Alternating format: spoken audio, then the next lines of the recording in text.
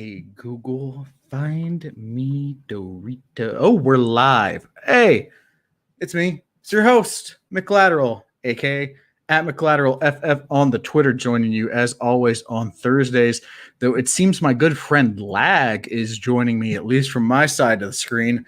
Always a pleasant guest to have. Luckily, we got better guests coming than audiovisual Lag later in the evening. It's actually going to be a pretty brief monologue. I've got this thing where my eye hurts like hell and I can't see for most of the day, and it happens every once in a while. And today was one of those every once in a while. So I didn't go to work. I've been just kind of being lazy. Casual Friday started early. I got the cardi. I got the t-shirt. I'm wearing sweats. Like, I got a hat on because I'm having a bad hair day. Brewski right here. Like, I'm just about ready to get into it. But I feel like one thing maybe needs to get addressed is the Aaron Rodgers drama has been nothing if not exciting. And luckily today we got a new update. And that update was Adam Schefter didn't actually have an update on draft day, which is absolutely fantastic. I love it. I don't believe for a second that he wasn't like waiting to just drop it on that day. And I'm here for it. I think it was great. Even though it benefited literally no one but ESPN. But again, that's why they pay Shefty the big bucks. If your starter player compares you to Jerry Krause, you are not going to be long for your job. And so I think at this point, if you're playing Dynasty, you were maybe trying to move on from Aaron Rodgers anyway due to his age. I don't know how much this affects things on that front, but it does affect the Devontae Adams thing. I wouldn't panic sell yet. I think there's now more of a chance that he's on Green Bay. But put out offers. If you get someone to bite on something good, then, go for it. Adams a little on the older side anyway. Man, speaking of the older side, I'm feeling old today, but hopefully my next guest isn't, even though he just turned a year older. We got Seth from IBT coming on. First guest, maybe, who knows? I can't hear anything, so it's entirely possible. Malcolm, what's up, man? Hey, there we go. What's going on? Not much, man. Casual Friday, like you said, started a little bit early, so excited to have a brew with a couple of gentlemen tonight and talk a little sports. Casual Friday. Good sir, you are wearing a collared shirt. It may be a sports shirt, but it is a collared shirt nonetheless. That's what happens when you're in Zoom meetings all day, man. It's business up top, pajama pants on the bottom, but I did put real pants on for you, Malcolm. I do want you to know that, man. I appreciate it. Though I would have respected the mullet of outfits. Well, man, okay. So again, Seth at @BetweenSeth_FF on Twitter. Of course, the founder, the editor-in-chief, the podcast host extraordinaire over at In Between Media, which is at IBT_media for those looking to find them on Twitter. It's great to have you on. I know we've had some of your colleagues from In Between Media on. They all talk highly of you. We even had you on our draft show the other day, which was a blast. Oh, yeah. But your first time here at the Variety Hour-ish. So let's get started with the first question I usually send our guests away, which is a nice softball. How did you get started playing fantasy sports? All right, so I'm going to take you back to the golden ages, man, 2010. I think I'm about 12 years old or so. Probably been watching football for about 3 or 4 years now at that point. Was a big Steelers fan growing up, got to go to a lot of games as a kid. Was really lucky in that aspect. And my brother, he was a couple years older than me, and he was just like, hey, man, like, I have this fun game you can play. You can draft players, and then, they compete on your team based off real points. Got in a league with him that year on ESPN with a bunch of randoms. I can remember my first draft pick ever was Brett Favre. That was his Vikings year. Followed up with Donovan McNabb in the next round. But I mean, really, that was the year that got me hooked. After week 1, I picked up Mike Vick and Peyton Hillis. That was their big years. And ever since then, kind of kept playing, eventually got my friends into it. We started a couple leagues in high school.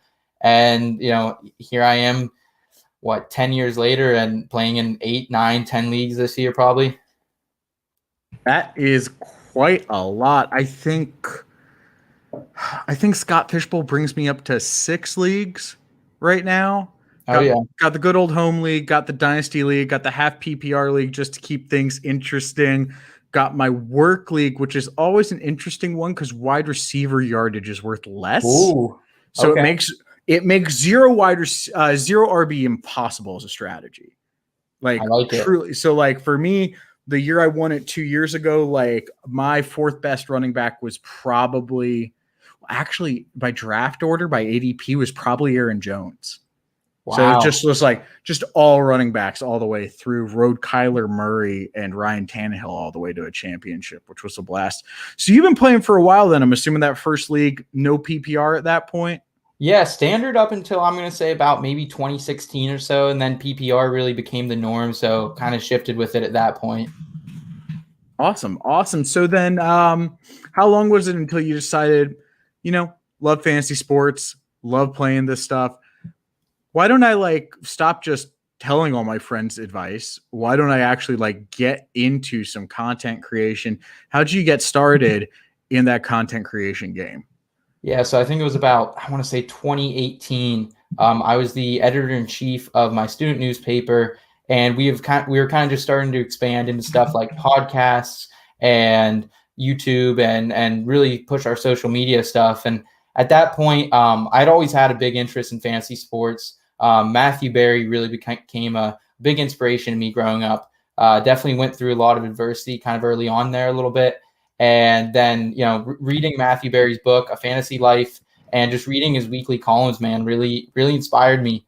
So I think it was my junior year, the year I was the editor-in-chief, and I decided, my buddies and I, we were going to try to start a little bit of a podcast.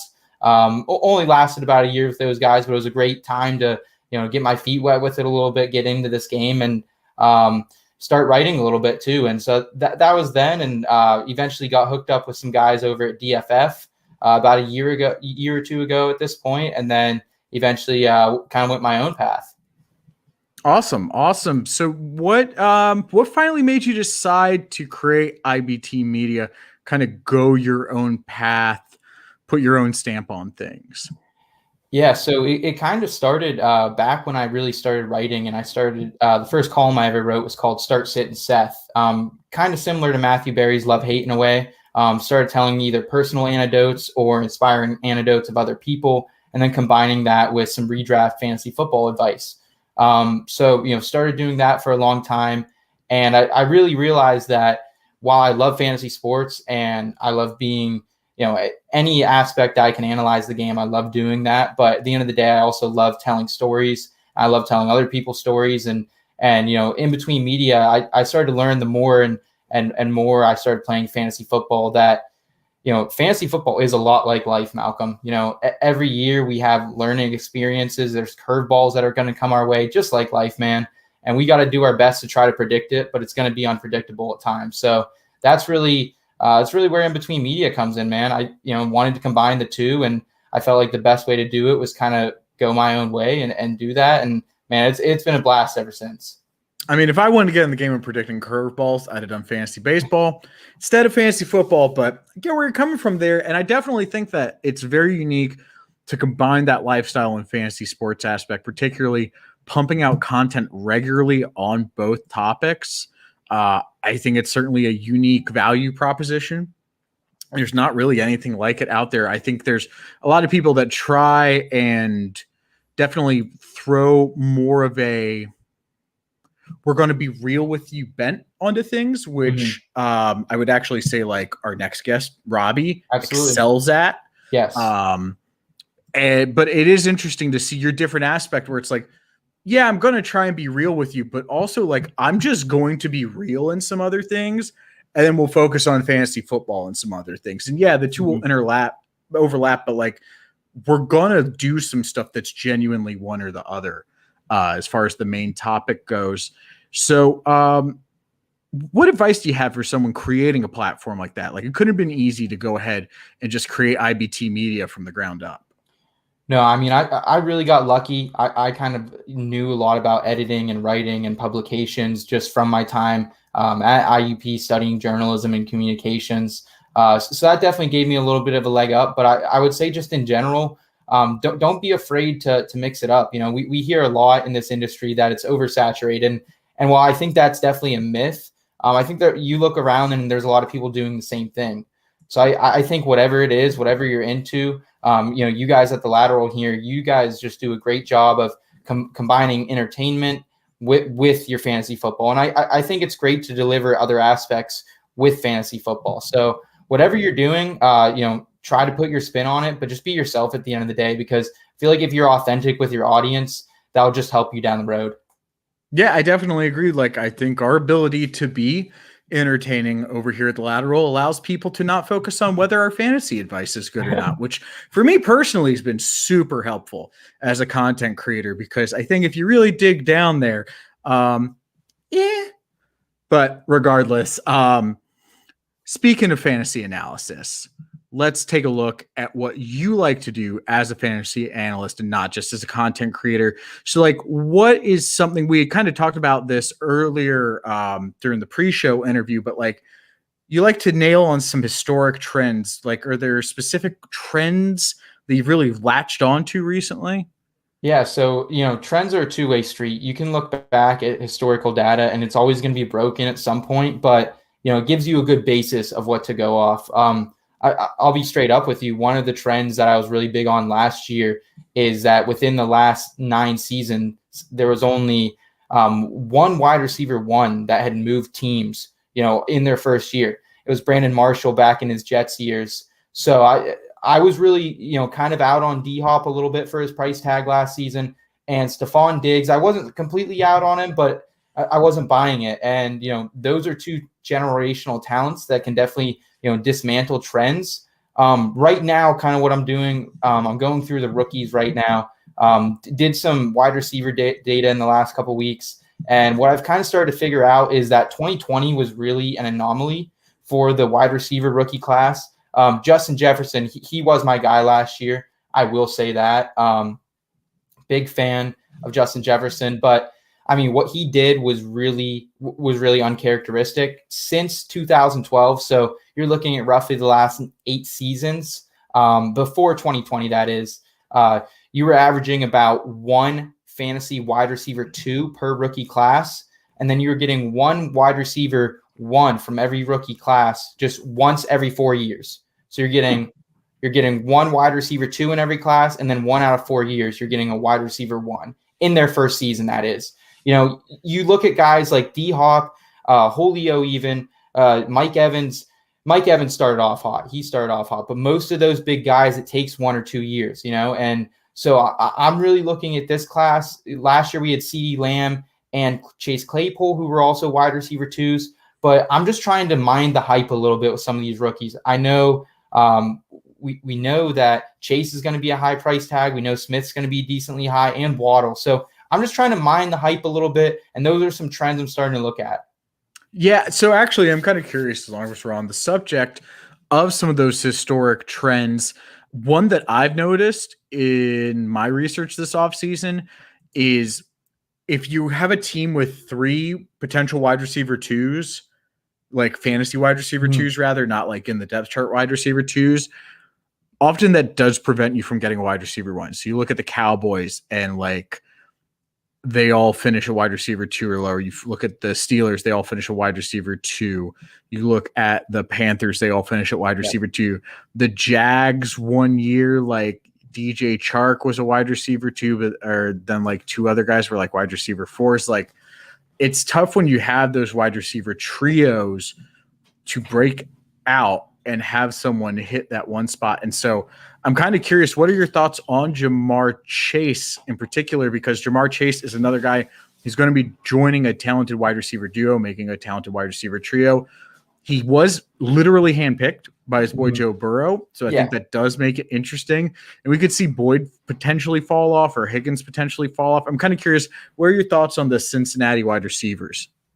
Yeah, so on the subject of trio wide receivers, I mean, we saw it from the Rams for multiple years too when they had Brandon Cooks with them. So I think that's a great, those are some great teams and great examples that you're pulling from there, Malcolm.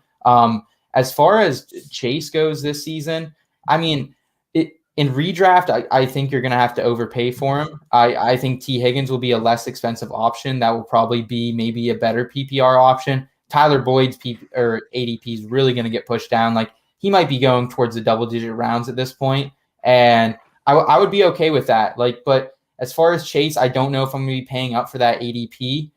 He's going to have a great year. Like, I'm not going to take that away from him. I think he'll be solid for fantasy. I would project him right now. We haven't done our official redraft rankings and statting people out yet, but I think he's got to be somewhere in that low-end wide receiver 2 range, probably. But, I mean, it's tough. Do I really want to pay for a guy who I don't know what the ceiling is? Especially, like, they need to retool that offensive line. I was really kind of vocal about them going after Sewell or Slater, and they didn't. But, I mean, you love to see the connection with Joe Burrow. Like, so many of these teams are going with these stacks now with the guys they've played in college. So that's it. It's going to be fun to watch. It will be fun to watch, and you can pay for the price. But I'm a safe player, so I might not be the guy to go on Chase. Yeah, I get that. I think his you're not going to be looking at Justin Jefferson, obviously. Like, the hype is going to be real going into it. Jefferson, we were all kind of down on because of what we had heard coming out of the Vikings camp.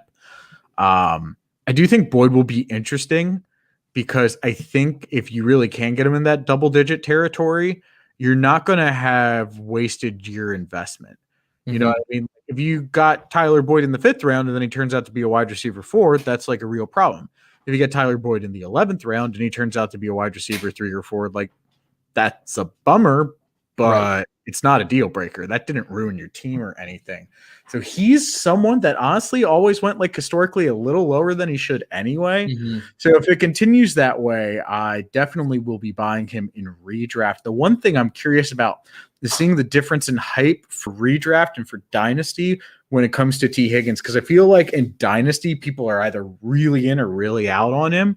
And I think for redraft, especially as those drafts happen later in the offseason, usually, like a redraft league, you're most likely redrafting in August, maybe even September. Like, at that point, we may have seen some preseason games and, like, maybe they're only getting the ball to T. Higgins like 5 times and they're getting it to Jamar Chase like 12. Yeah. And, like, all bets are off at that point. So that's going to be interesting to monitor, I think, for me personally. When it comes to data monitoring, are there specific sources that you, like, really hammer on, that you, like, go to on a regular basis? Like, I know for me, Fantasy Pros, obviously a good source. Pro Football Reference, Player Profile. What about for you? Yeah, I mean, Pro Football Reference, I mean, that's a given for anyone who's trying to do anything in this industry. It's really your basic levels. But coming through there is always a great idea. I've had different memberships to PFF at times. They have some really great tools. DLF as well, Dynasty League Football, they have some great tools I'm always trying to use as well. And a little one that people don't really know about is the football database. They have a lot of historical data. If you're trying to go back through it, they have a lot of fantasy stuff on there too. So I highly recommend them as well. Yeah, no, that's definitely a good one to throw out there. I don't know that that's one that I used a ton, so I'll definitely have to be checking that out.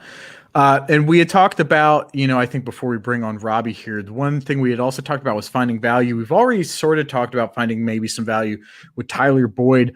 Is there anyone from last year that you were like, and I love the value I was able to find on him? Maybe like Marvin Jones, for example. I think someone that was a big value for a lot of people last year. And is there like maybe someone this year that like you've kind of got an early eye on? Yeah, so last year, Marvin Jones was actually a guy I kept scooping up in a lot of leagues. And unfortunately, in redraft, I had dropped him around their week 5 bye. So I didn't really get the good side of him. Justin Jefferson, he was kind of my one rookie last year that I was hammering out. Scott Fishbowl grabbed him. He carried me. So he was a great value, I thought. Right now, I mean, before the wide receivers drafted in Carolina, Robbie Anderson was a guy I was really closely looking at. From this draft, and we'll probably talk about him a little bit later, but right now, the running back position, Michael Carter, I know there's a lot of buzz around rookies, but right now, Fantasy Pros has his ACR. He's currently ranked like RB 45 plus in PPR leagues, which that will rise for sure. Yeah. Javonte Williams, redraft. Yeah, Javonte Williams is already up at like 32 or 33, and I'm going to be really comfortable paying the price for Carter, which will probably be somewhere around maybe a late 7th, early 8th, maybe earlier. But I think him. Look at Miami, Myles Gaskin. He's been a guy I held on to for dear life in a lot of dynasty leagues. He's going to be a value in redrafts again. And Mike Davis too. I mean, he was another guy. The whole industry was crashing down how Atlanta was going after one of these big backs, and Mike Davis finds himself the guy once again here coming week 1 probably. Yeah, I think actually on that Mike Davis subject, I don't know that, and especially in redraft, I'm going to recommend anyone go out and draft him. But I think in dynasty, I think he really would need to be picked up. Is Javian Hawkins? I'm not huge on him, but he's essentially the next man up in Atlanta, behind a guy who is basically proven he can't do it for a full 16 games. Mm-hmm. Like he couldn't do it in Chicago. He kind of tailed off a little in Carolina. Like he is really good when you need him to fill in a pinch. But like Mike Davis being my like running back of the future is not something that I'm like stoked on by any means. So I think Hawkins, that's someone you're going to want on your like waiver wire list. Like I think early on, just as someone to monitor. I think in dynasty, it's someone that needs to be going in your rookie drafts. Someone who knows a little bit more about dynasty than me, though, hoping he is ready to get just thrown on in here with all the rest of this fire content, is our boy Rumboyz Robbie. Robbie, what's up, my dude? What it do? Yo, cheers to me, cheers to you. Shout to the whole entire Lateral fantasy football crew. Arr. Yeah, I'll drink to that. Yeah, dilly, let's go, man. I was backstage in the green room chilling. I was off the good multi. I was talking shit in my group chats. You know what it is. Well, I'm so happy to have you, man. It means a lot to have you on, especially since my boy Herms speaks so highly of you. Thank you. And of course, if people don't know already where to find Robbie, they can find him over at Rumboyz Robbie. That's Rumboyz with a Z, in case you hadn't already figured it out, with the giant banner behind him. Look at that shit. It's so beautiful. But man, okay. Yeah, man, what's up? And he's also the creator of the Rumboyz Fantasy Football Network. We'll get more into that lest we forget. But I had this later on in my show sheet, and I just have to ask it right out the gate. What is up with the free Rumboyz movement? What is the story behind the missing followers? I has to know. I had to take a sip before I tell the story. So what had happened was, I'm gonna just be very transparent. That's what I love about being the person that gets interviewed. I could just say what I want. We all know our wonderful fantasy football assistant, Fantasy Unicorn. She was getting bullied one day on Twitter by a racist, and I stepped in and I was like, "What's popping? Brand new whip just hopped in," and he didn't like that. So pretty much all it was like one fucking comment, really. It was one comment. And for those who don't know, if you've never been reported on Twitter, Twitter lets you know what behavior it is that you're getting dismissed for. So I told all of my followers to wish this asshole a happy Black History Month. There you go. With the hashtag Happy Black History Month.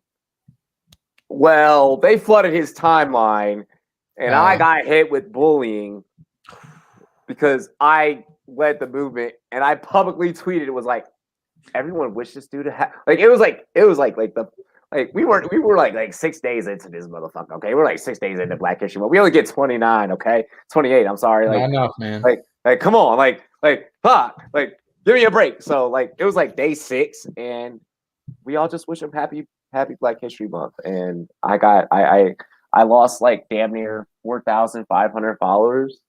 I was right after that. Like I witnessed all of my colleagues get verified. Wow. Yeah. And I was like, damn. I was supposed to be in that batch, wasn't I? And I was like, and I spoke to all my colleagues. They're like, yeah, more than likely, based off the algorithm. They were like, you were right there. So I've kind of just redone it. What's unique about the new account is like then I didn't give a fuck about followers, and like I still don't. So like I just really do me. For people that follow me, like I appreciate it. It's not that like I don't necessarily give a fuck. I mean, because like it does matter in a way, in some sort of a way. But I mean, I think that what's unique after that happened is the opportunities that have happened after that happened. I think a lot of people realize that like this is a no holds bar, won't take no shit type of person.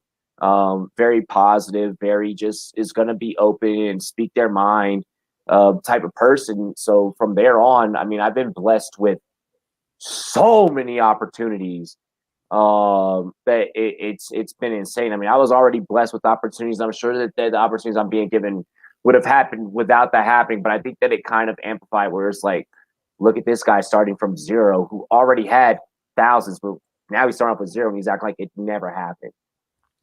So, well, yeah, man. I appreciate you telling us that story, man. It is certainly a crazy one. And I think I speak for the entire Lateral when I say free Rumboyz. It's got to happen.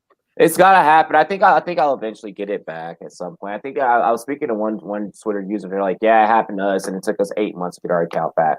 I was like, all right, it's all good. Well, hopefully you get it back one day. In the meantime, it doesn't matter. I like where this account is going. Let's just keep riding this out. Let's just keep riding at Rumboyz Robbie out.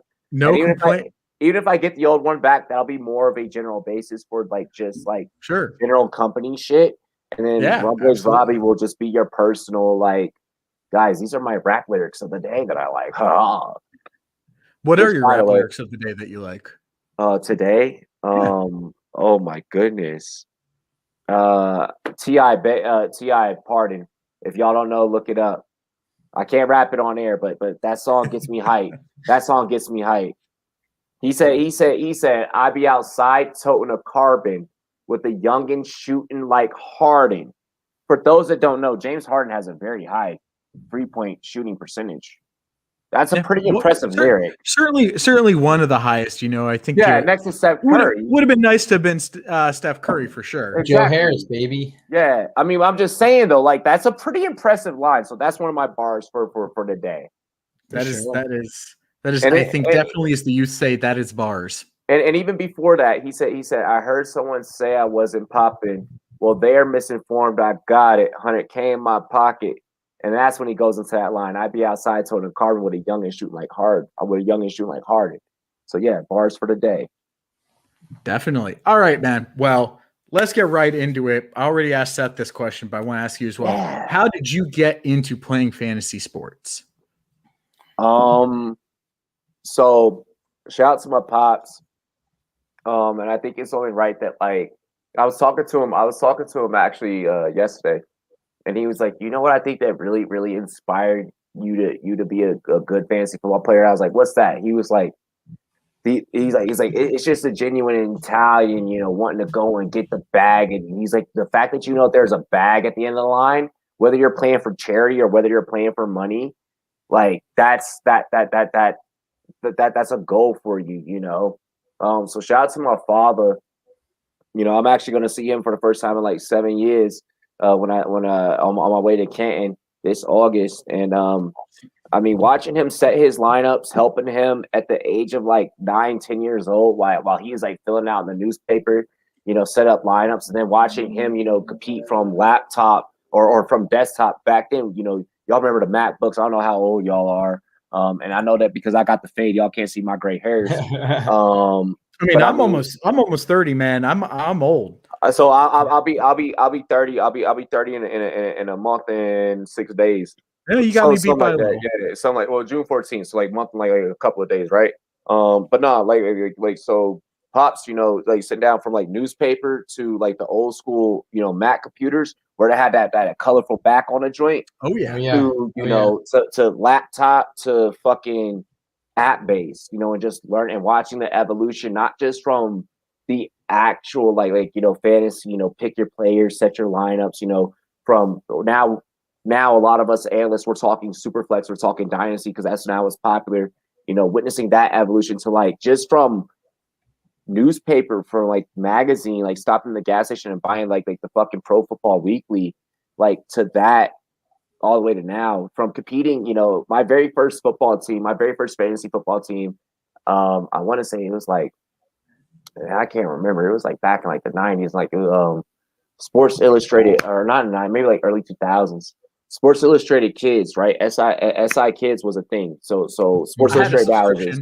Yeah, How about yeah. that? Okay, yeah. So you know what I'm about to talk about. Oh, absolutely. That's how I you- learned Jason Giambi had 2 Lamborghini Diablos, both in purple. Sports Illustrated for Yo! kids, man. Exactly, bro. You get done playing the fucking, what was it, the PC game, the backyard baseball, the backyard football joint. Absolutely. And then you go on SI Kids, you set your lineup, right? So like I fucking would go, I set my lineup, and I had the this is where when people hear me, in season, I'm like, hey guys, it's Robbie J coming to you, aka the Stack God. Like back then, I was already experimenting with the stack method when I had Dante Culpepper and Randy Moss.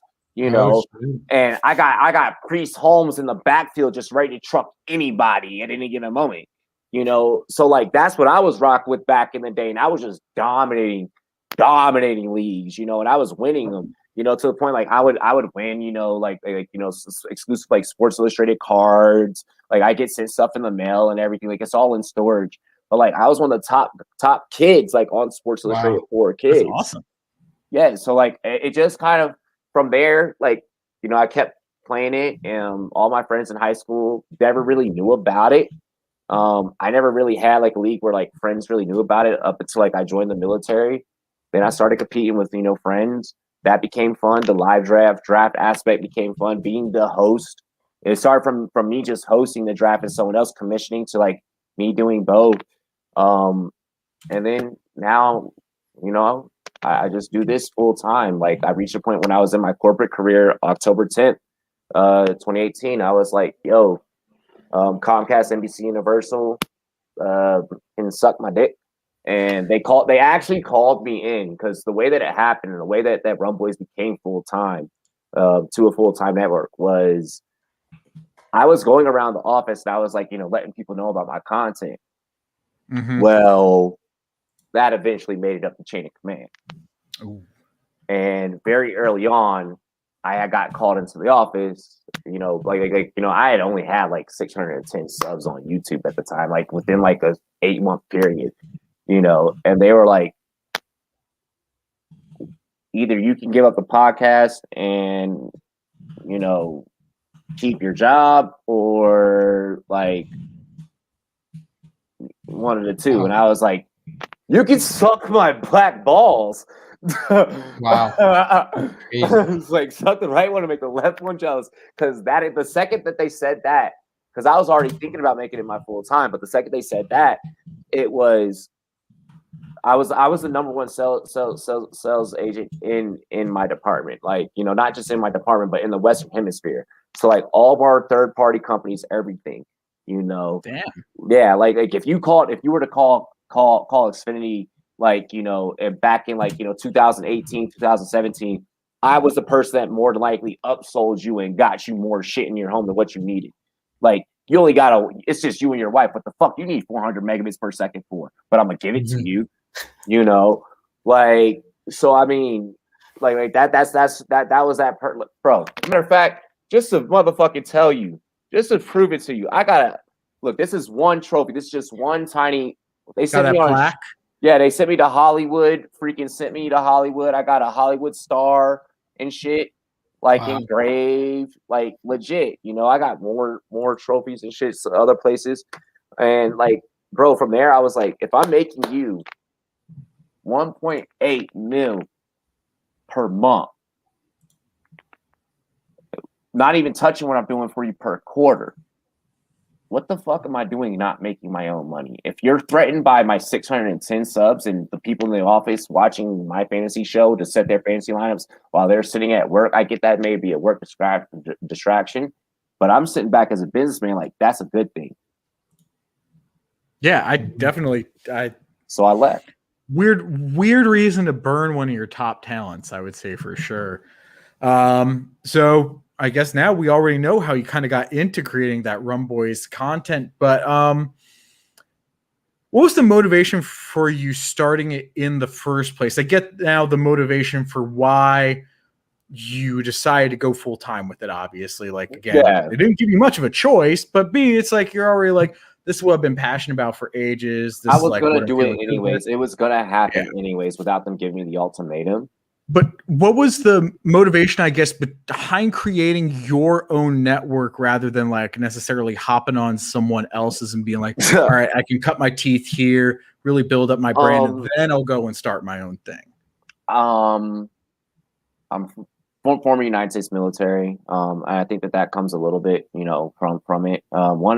From high school, I had worked in the music industry.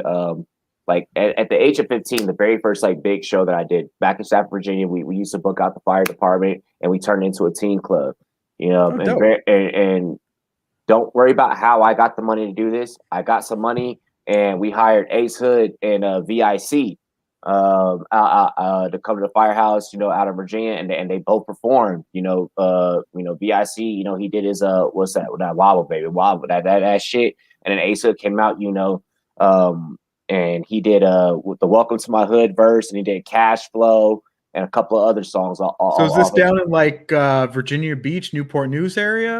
No, down in Stafford, Fredericksburg. Oh, okay, I know where that is. Yeah. I'm in DC, so that's not far. Exactly. So yeah. See, I'm from DC, Berry Farms. Yeah. So yeah, you already know. I kind of always had this entrepreneurial gene in my body. So when I enlisted in the military, I didn't really like, someone yelling at me and being in my face, deployed, had PTSD, came home, was like, fuck that. I don't like that. Went back to working in the music industry. That was a little rough, that was a little crazy, but we all know how the DMV music industry could be, especially when you're working in, hip hop, R&B, and go-go. And then I crossed over to EDM, which became super cutthroat because I was in the thick of like when that was on the come up. Yeah, I can believe that. Yeah, from like fucking like, from like 2012 on, like that industry in EDM was like super rough, and you're talking like old school rock and roll, like Sex, Money, Drugs type shit in that industry, Wow. and that was the life that I was living, So like on tour, doing all the crazy shit. Got away from that, flew out to Colorado, took a corporate job at Verizon Business. I got an offer from Comcast. They were paying me more, took that job because, well, money talks and bullshit walks. And then, of course, then started the company. And like, it was just really the motivation of like, I was always good at doing work and had a very strong work ethic, but I hated being owned by somebody. I hated being told what the hell to do. And I hated feeling like I'm making someone else richer. So it got to me. It became a complex. Like, if I'm so good at making you more money, why the fuck am I not doing it for myself? Mm-hmm. I was already successful, in the music shit. It's just that burns you out, and that lifestyle is just too hard to live. Like, it's just really, it's just really hard. Like, especially with the shit that I was doing. Like, I was booking big acts and like all this shit. Like, having Black Tiger and Sex Machine come into fucking Colorado Springs, and it's like, yo, we need this, and it's like, oh my god, like it's crazy, and then you're dealing with them like wrecking a fucking hotel room and all this other stuff. Like, what happens if they run into police in town? Like, it's crazy, So I started this. One, it's a lot more chill. No one throws a fucking TV out the window unless you're the Rumboyz. At least then it's your TV. Exactly. Well, company budget, we do what we want. Like when I say like the Rumboyz, like we're very like edgy, like we're the metal of fantasy football. I can dig it. Yeah, like I can definitely dig it. Having been in a metalcore band back in the day myself, I can dig those vibes. Like, and you get some of those vibes in the live chat that you guys have for some of your shows. So like, why don't you tell me, like, why do you think that is such an important aspect to like the entertainment that you guys provide? It's just that we don't care. Like, us as we care about the viewer.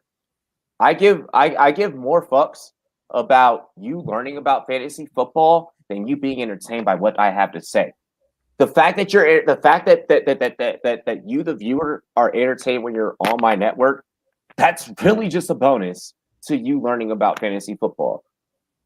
I'm not going to do anything. I'm not going to go on camera and be anything that I'm not.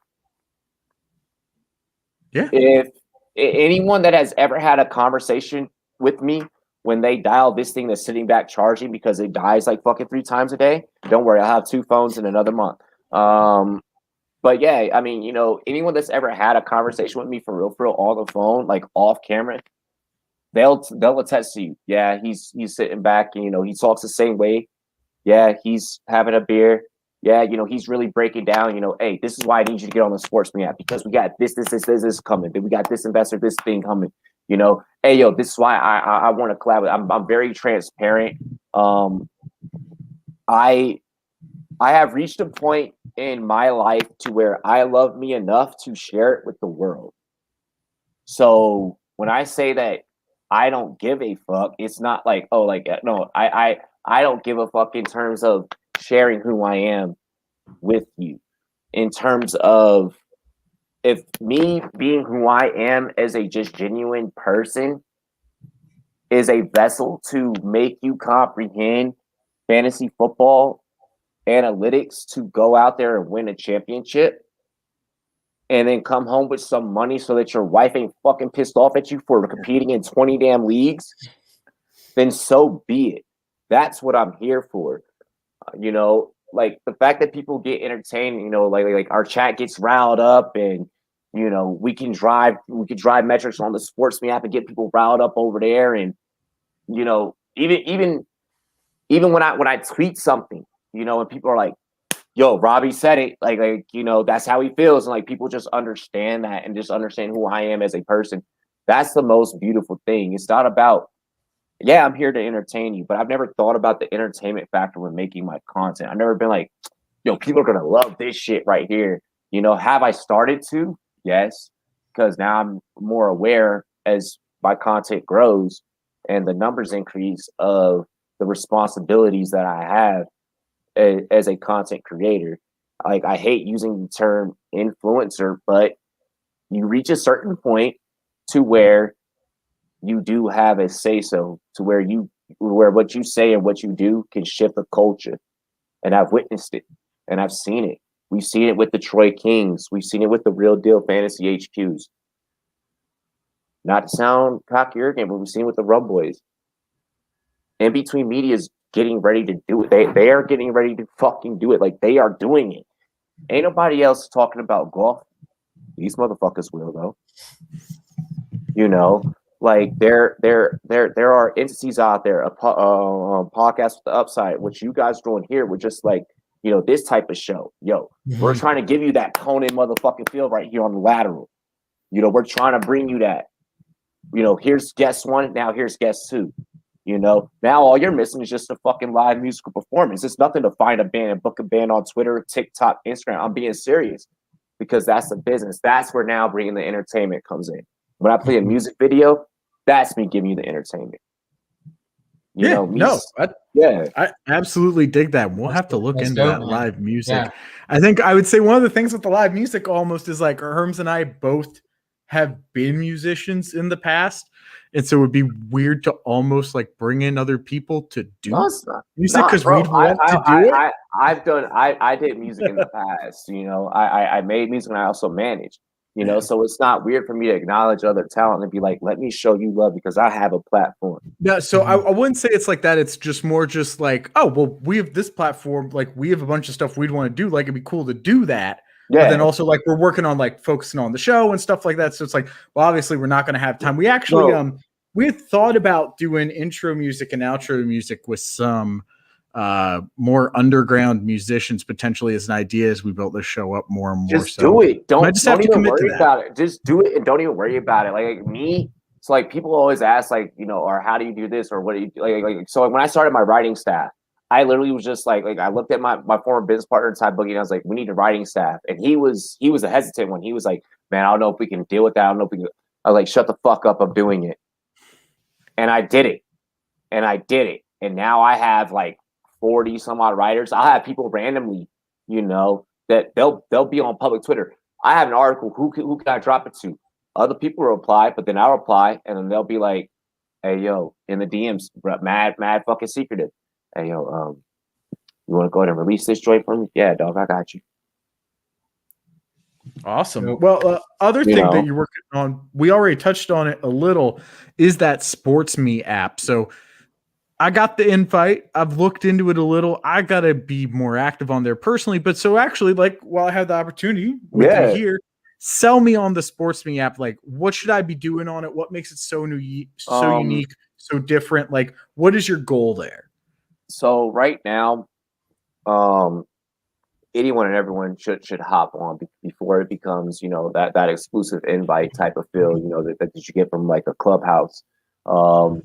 We are going to be having gamification features. There's going to be a whole lot. Our tech team has been going.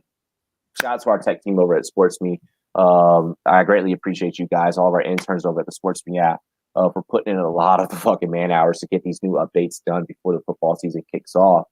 But really quick, man, it's like it's 30-second quick content. To where you and a opponent or a series of opponents can kind of just battle it out and offer up differentiating opinions. I wanted to say a lot more. Like there's a lot of shit that's Say coming. whatever you want to say. If you got some stuff that you really got to keep on the down low, obviously respect that. But like whatever you want to say, man, you're welcome to say it here. But yeah. So I mean, like you could pretty much create. If Twitter and TikTok, right? Mm-hmm. Got together and had a baby, and that baby was just and actually no, it's Twitter, TikTok, and then like with your favorite sports media outlet got together and had a freaking menage a trois, all right, and then somehow spit out a fucking baby through this. It would be Sports Me. You can go on video style and debate. Any type of content. Today we one of the battles I dropped today was Najee Harris, Joe Mixon. Who would you rather? We talked yesterday, ETN, J Rob, and how that situation worked out. You can post any opinion about any sport, not just fantasy. Who's the best to never win a ring in the NBA? Allen Iverson or Charles Barkley? Charles. And yeah, but you go and you post it, and now you start getting these different opinions. You could promote your content, promote your podcast, attach to new fan bases, and you're able to award points, receive points for it. Through those points, we're going to have a marketplace coming to where you're going to be able to purchase things like whether it's a pair of sneakers, an autographed jersey, it's just some regular sports swag. I mean, I got the Lakers shit on right now. If you want to get some regular sports swag, down to the point for content creators like us, hey, this many points, 100 points will get you a feature with Athlete X.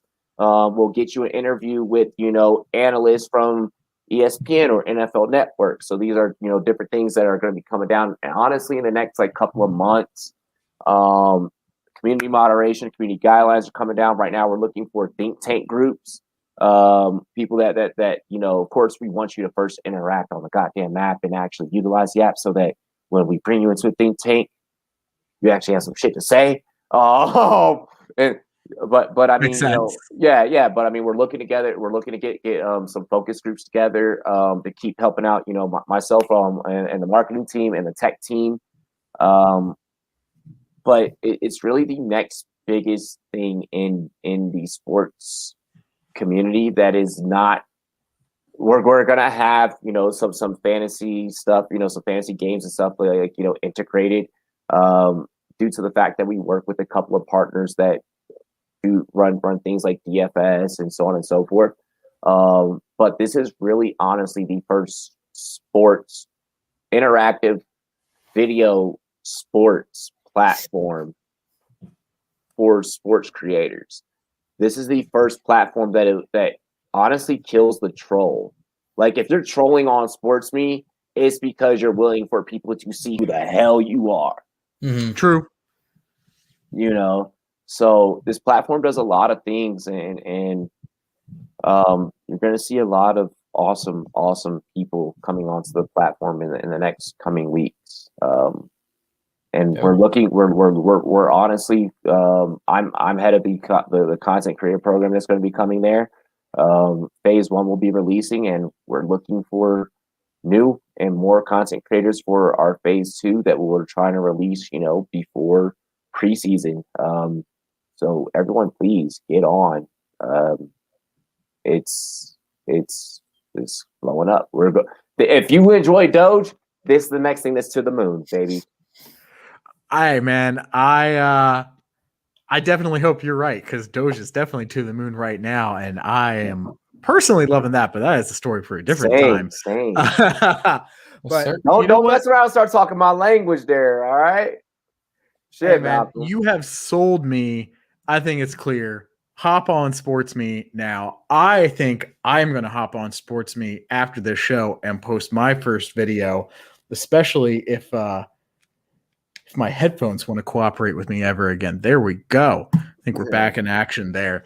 All right. So we talked about the app again. I think I'm going to hop on there as soon as this is over. But for now, we still got to talk some fantasy football. So you said your personal talents when we were having that pre-show interview are Superflex and stacks. And I'm assuming you mean like that QB wide receiver stack when we talk about stacking up, right? Yeah. With stacks, I prefer passer stacks. In other words, QB to wide receiver. Very rarely will I recommend you a QB to running back. Which makes sense. I'm gonna have some content this year that's gonna unveil some QB to tight end.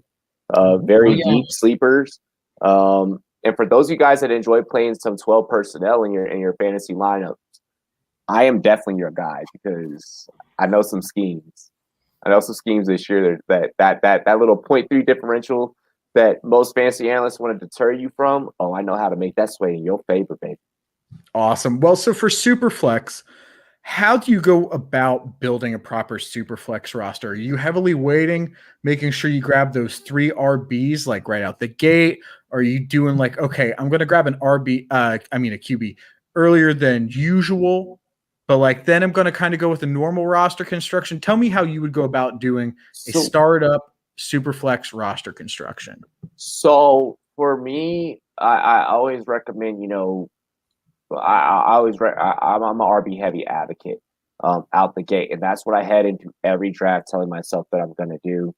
But my second rule to myself that I always tell my users on the Rumboyz Fans Network, this is how we get people to keep winning trophies, winning championships, is, guys, be water, adapt to the draft room around you, especially if you are not drafting live. If you are not drafting live at like a Buffalo Wild Wings or Draft Night Out, tickets are on sale right now, draftnightout.com. But if you're not drafting in a live setting, then you definitely need to be playing the be water game. And what I mean by that is whatever the draft is giving you, you go with that. You go with the flow. If I see that all the quarterbacks are about to go off, I'm not about to get myself caught late and having fucking Gardner Minshew, be my option. Like, I got caught with my pants down, last year, and luckily, I ended up having Justin Herbert come out and be a guy for me. But like, that was going into week 1. That was my QB fucking one. Like, or actually, it was Dwayne Haskins and Ryan Fitzpatrick from Miami. Like, it was bad. It was bad. Long story short, it was a slow draft. My phone, I had a beer in my hand. My wife, she rolled over, gave me a kiss, and like fucking my beer slipped out of my hand and hit my phone. The littlest, tiniest spill of beer, to the tiniest, like a little, got on my phone and killed it, and I couldn't draft. It was a slow draft, and I couldn't get any QBs. And the QB run went on, and I missed out on everyone. But I bring this up, and I bring that up as a learning experience, because like, you don't want to be that guy. Like a lot of people want to preach you late QB, and you fuck around and you play that game, too little, too late, and you get caught with your pants down. I prefer mid-tier QBs in Dynasty. Let me go ahead and get some veteran presence, because through the draft, I can draft a QB throughout that. I'm not worried about having to go and get these early round QBs. I've never played early QB because more than likely, let's take Dak Prescott, for example, a 4th round draft pick. If you were playing Dynasty back then when he moved Tony Romo out of the picture, you were salivating. You were like, I just hit on a 4th round fucking draft pick, and you probably got him in your Dynasty leagues back then in the 4th round. So why am I going to sit back and this year and gun my way for Trevor Lawrence? You know, I get it, cool, like, but if you're playing smart, you should have Josh Allen already. You should have Aaron Rodgers already. You should have the Matt Ryans, the guys that are already known for doing work. Yeah, Robbie, on the in between, we like to call it staying in between, like just adapting to whatever is around you, man. And I think that goes to a week on and week on basis. You know what I mean? Like every week you have to adapt to the situation. Doesn't matter what it's going to present to you, man. So staying water. I mean, that really is the number one role of this industry. I think is letting the draft come to you and not, you know, you can't ride or die with any strategy. It's going to have to shift. And Seth, and I'm sure you see it, you know, in the box that you're in, brother. I'm sure you see it in the box that you're in, brother. You got these fantasy players out here that they go all in on one strategy right out the gate. Yeah, absolutely. And I wholeheartedly believe that we are at a point to where fantasy players are so knowledgeable at this point.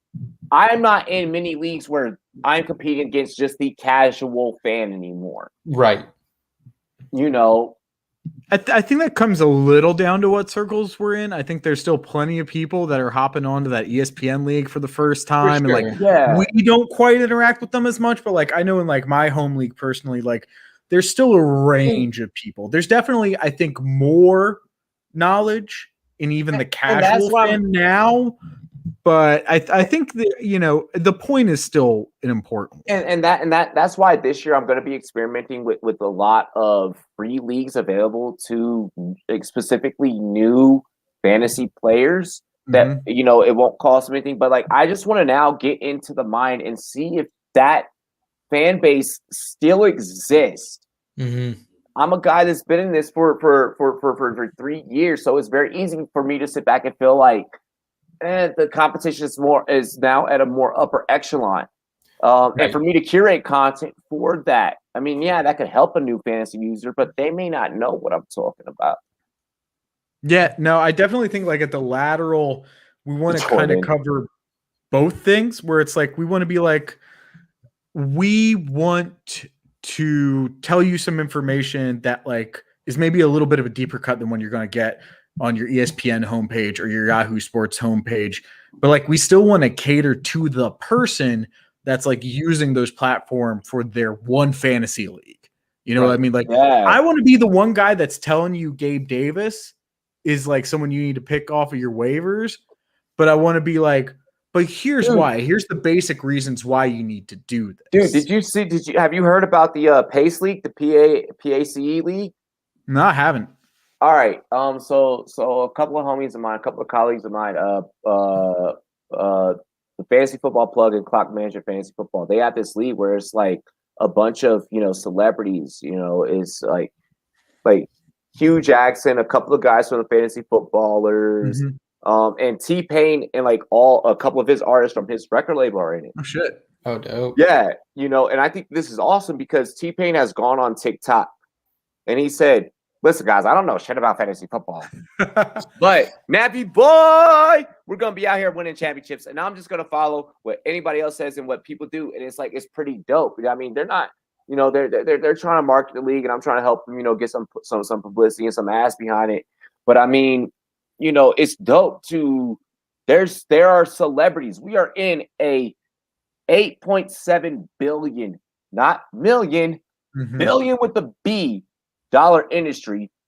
Only 1% of creators, unfortunately, I'm a part of that 1%, and I'm not making a whole fucking lot, are touching a monetary dollar in this industry. But yet, we're making the apps that we're playing for money. We are helping DraftKings, FanDuel, all these other. That is how the industry is scaled at such a number. But there are still players at such a high celebrity level that have yet to even fucking figure out what this is. It's Put true. it like this. I tried to give T-Pain my advice, but apparently I got lost in his Instagram DMs. It's my one topical reference for the day, folks. Dude, for real, he's gonna be looking for it this year, and there's gonna be a lot of like I feel that the new move should be creators need to start doing more of these type of fantasy leagues. Fuck competing with other analysts, Don't get me wrong. Yes, all my colleagues, Marcus, Heath, Michael Florio, all you guys, I would love to be in a league with you guys, and we're gonna be in leagues together. But from the ground level standpoint, why do what everybody else is doing? You create the complaint that the market is oversaturated by not being motherfucking innovative. The second you stop using this, you now become a part of the problem. Why not? Like I admire Clock and Plug for creating that league. And maybe that's why, and I'm not saying y'all directly, but I'm going to use the word y'all because I'm sure that somebody's going to screen record this and chop it up. And, well, Robbie said this and Robbie's talking about us. And I hope that you fucking feel that way. Maybe that's the reason why some of y'all aren't retweeting and resharing that league because you're like, well, how did they get this? And why did you not do it? Why haven't you done it? So we gotta get to a point to where we all start doing different shit. We start influencing the culture. Yes, sir. Fuck a fantasy football industry. Fantasy football culture. Let's create a culture to where we're just doing different shit and just iron is sharpening iron. And start thinking outside the box. Yeah, couldn't agree more. And I definitely hope that gets clipped up because it'll mean A, enough people actually got to hear you spit all of that knowledge, and B, it means that I have a big enough platform to be aggregated, and I'm okay with that. What I'm also clip it up yourself, King. What I'm also okay with is definitely talking to you though about how do you nail down a QB wide receiver stack? What are you looking for when you try and pin that down? Of course, I go for when I'm heading into a draft room myself, I want to see if I can get the most desirable. But then if not, I start looking for what other people aren't looking for. So one of my sleeper stacks, and I'll go ahead and I'll say this on your show, I've been trying to keep this to myself, and I'm actually mad that the situation did not allow itself on the NFL Fantasy Football podcast. But bro, if you are able, if let's say you miss out on AJ Brown or you miss out on the AJ Brown Tannehill stack, right? Mm-hmm. Come on, man. Why aren't you looking at that Firsker with Jonnu leaving Tannehill stack? That's a very good point. Firsker. Exactly. So stuff like that. That's where and that's like kind of the only one that I'm giving out right now. So y'all check me out for the rest. But yeah, I mean, why not exercise, some of those moves in terms of sleeper. Now, the way that I build my stacks is, and you guys at this point, the whole world has now seen my fucking hand and they've seen my philosophy. I'm gonna go running back. If I can maybe grab a third running back in that third round, depending on what the situation is, then that's where now being water now comes into play. I'm gonna do my first two because I'm gonna secure my commodities. After I've now taken care of my first two commodities, I'm gonna see either A, I can pivot towards wide receiver, and this is now where I start thinking about the stack. If I can go and pivot towards wide receiver here, I will. If I'm in tight end premium, am I in a situation to get the big three or am I in a situation to sacrifice? That will be the question. More than likely not, if you're me, I'm not going to go Kittle, Kelsey, Waller for this year, Now I'm willing to take the gamble on Pitts, Irvin, some of these other later hits, Logan Thomas, some of these other guys, because going back to counter my argument to play devil's advocate earlier when I talked about that 0.3%, I'm willing to take that 0.3% differential because I can make that up in other areas. So wide receiver is where I really start to plot my stacks. And then tight ends are the plan B to that if I'm not able to complete it with a wide receiver. Well, let's talk a little bit about that plan B. We got a perfect comment for it. Jordan, he's in on Gerald Everett. We've heard plenty of Gerald Everett talk. Herms from the Lateral, big on Everett as well. What are your thoughts? Robbie, we'll start with you, and then we'll go to Seth. What are your thoughts on an Everett Russell Wilson stack? So do you remember the Will Dissly kind of big boom? I remember, right? I was flexing big Will Montana, Dissly, baby. Yeah. Okay. So you guys, so expect very similar to that. Then we had Luke step in. And then we had who else was in that year? It went Dissly. I think it went Dissly, Luke.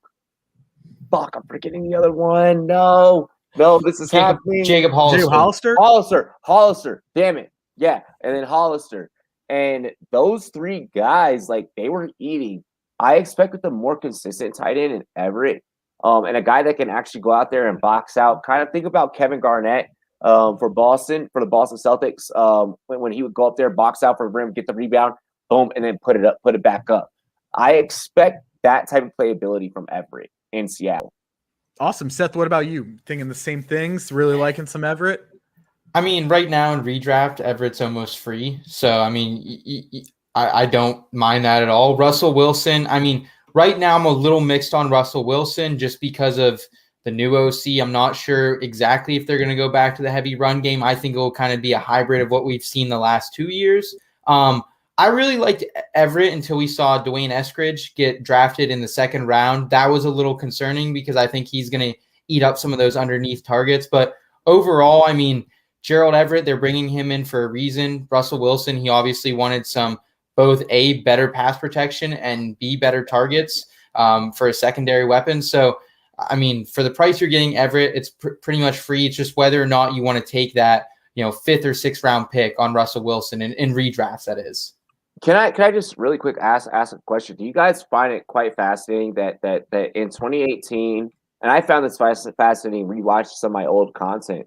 2018, we had the tight end wasteland, right? Then 2019, definitely a bit of one. Yeah. And then 2019, it seemed like it got a little bit better. And if you guys remember, Stepmom Lauren had put out some content. I don't know if you guys were following her back then. I put out some content with their sleeper tight ends.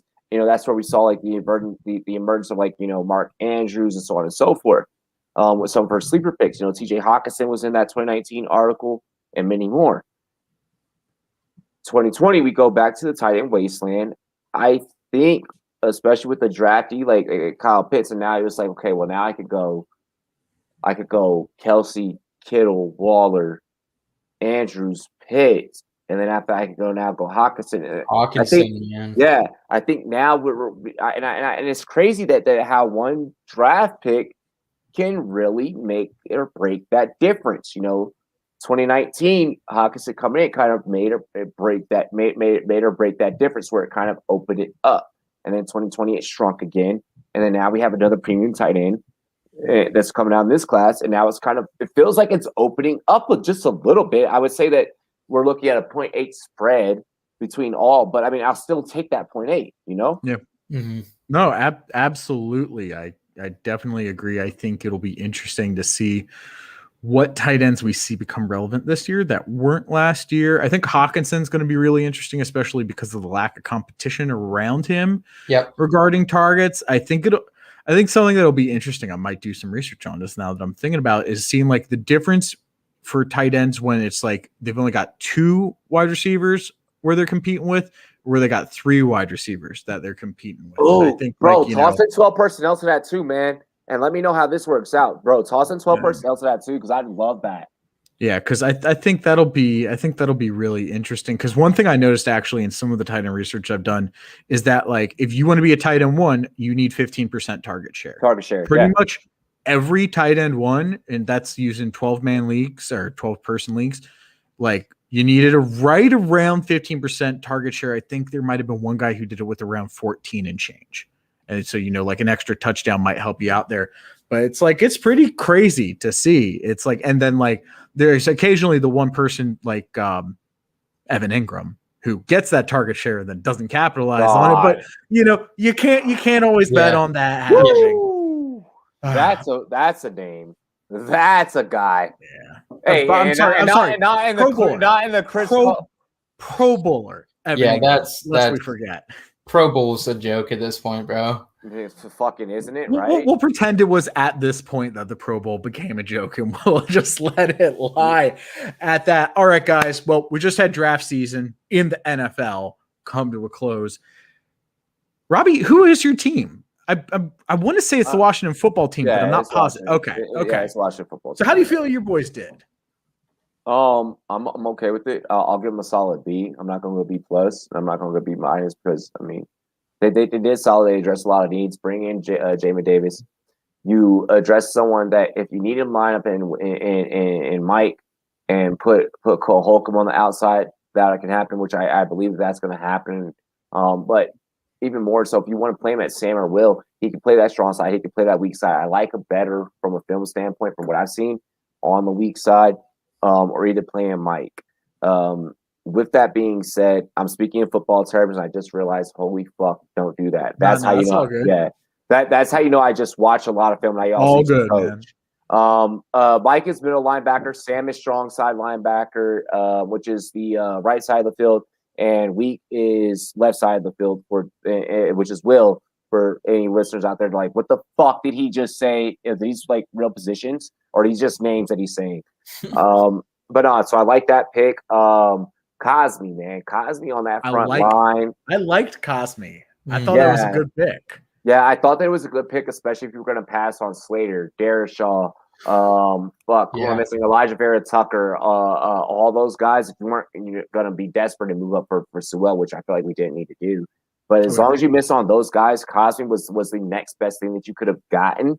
And I'm comfortable with that, especially with the fact that we've already franchised Sheriff twice, so he's probably going to walk. So this is a guy that can learn under Sheriff and get some nuances down. With that being said, the Steelers, Damani Brown, St. Juice, you're not going to the CFL. We already know that you're going to stick in the NFL. So all of y'all Canadians out there are like, St. Juice has got claim to the CFL. It's not happening. We see this all the time, and they always turn it down. But Damani Brown is still at the draft. He's going to be a speedster. Adam Humphries, who in that wide receiver room? Right. He'll just be a filler guy. So I'm excited about Washington putting it up through the air, especially with Fitzpatrick, who's not going to give a fuck. No, he will definitely bomb it out for sure. Seth, I want to say Steelers, correct? Yeah, we were actually on air when they made that Najee Harris pick in the first round. So, congratulations. I was a guy. I'll be honest. Like, I'm a lineman first type of guy. I've seen them grab so many generational linemen back in the day. Marquise Pouncey, David DeCastro. So I was really hoping they could get one of those guys like Darrishaw or trade up, and it just didn't fall out that way. But Najee Harris, like, I love the kid. Like put the talent aside, he's a great human being, and I'm glad to have a cultural piece like that in Pittsburgh, especially after we've just gone through the last couple of years with AB and Lev, not really being the leaders we need. So from a locker room perspective, I love the Najee Harris pick. I can live with that. There were a lot of good linemen on the board in the second round that were falling, and so I was hoping they would go linemen there. They grabbed my boy Pat Freiermuth from Penn State. So I'm happy about that. Like, if I would have been really peeved off if they did not go lineman and there wasn't a better reason. But Pat can be a player. I think they're going to try to go all in.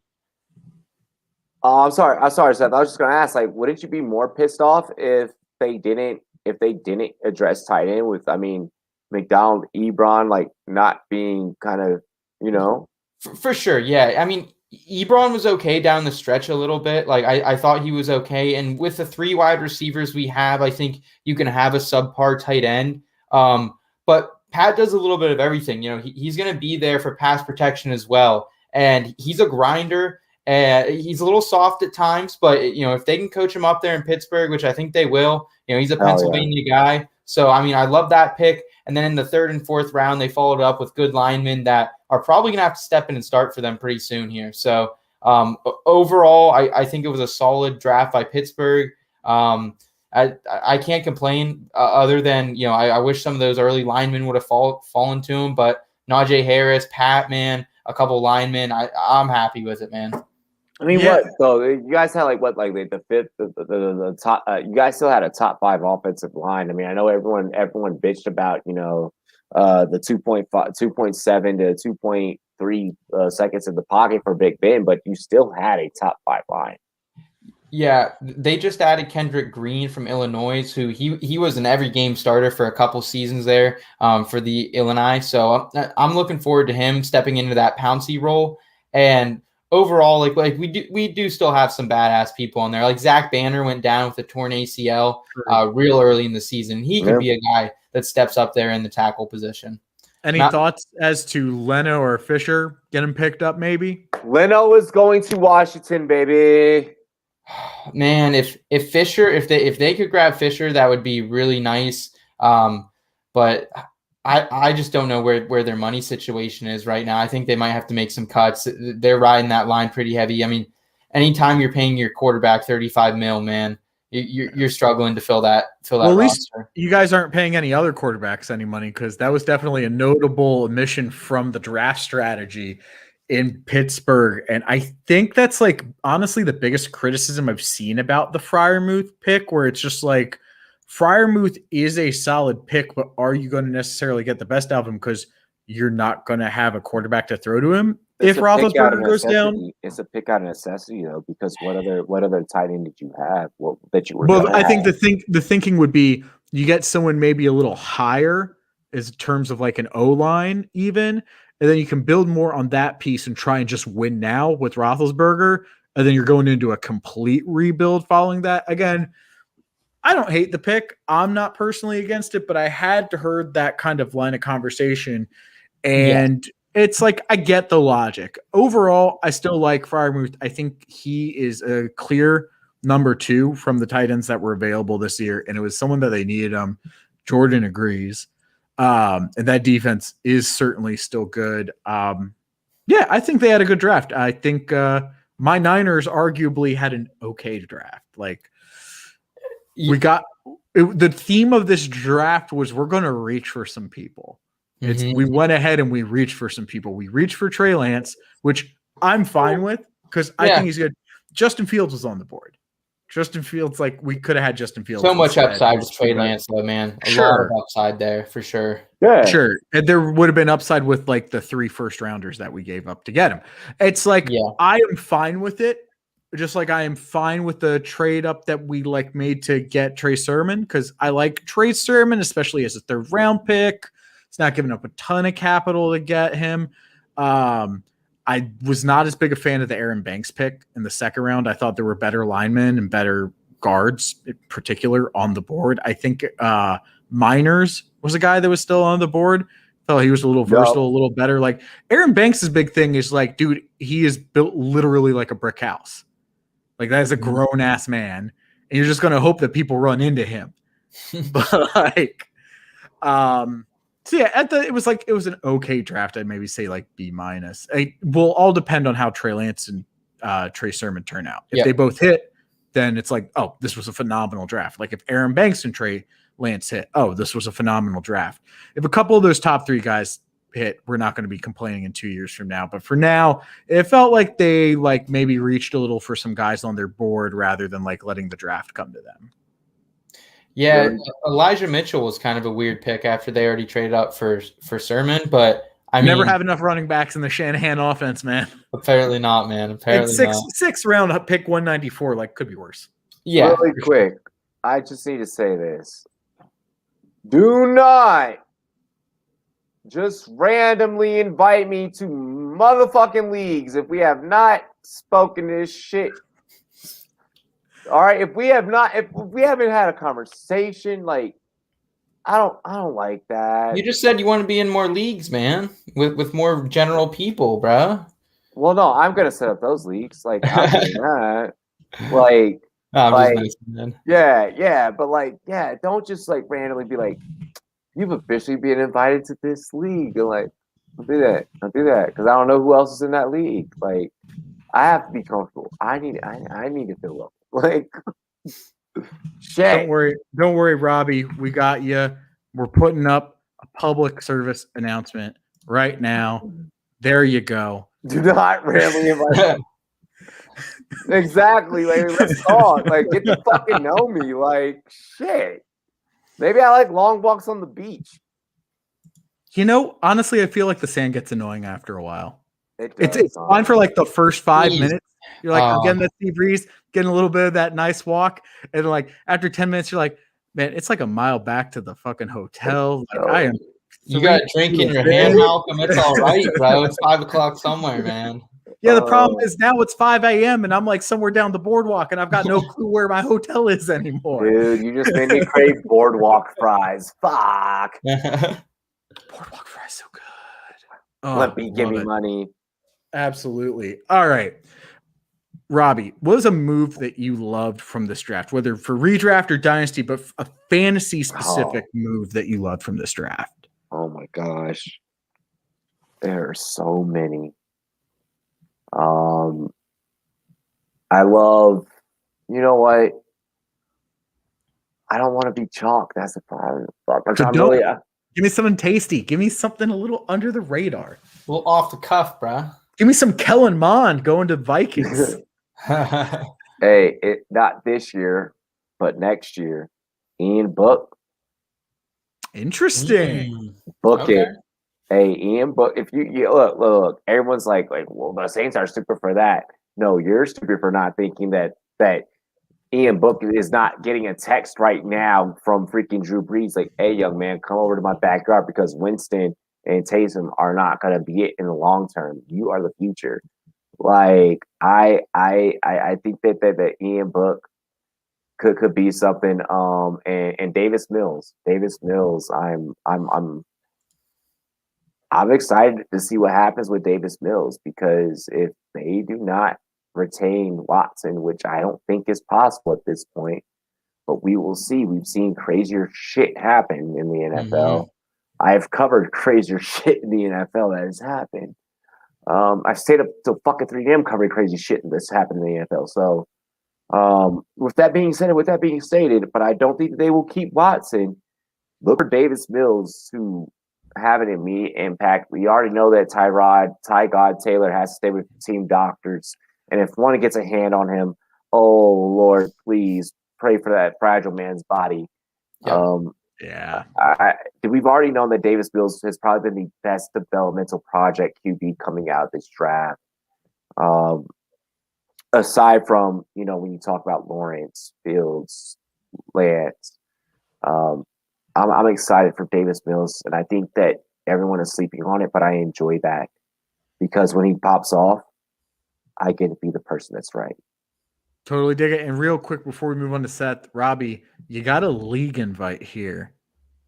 You plus me plus a bottle of rum, you want to join my league? As long as it's not best ball and it's super flex, I'm in that. Nice. All right, I'll play a couple single QBs. You heard it here, Jordan. Best of luck with that one. All right, Seth, what's a move that you loved from a fantasy perspective, be it redraft or dynasty, from this past draft? Honestly, man, like Rondale Moore to Arizona, that has me feeling some type of way.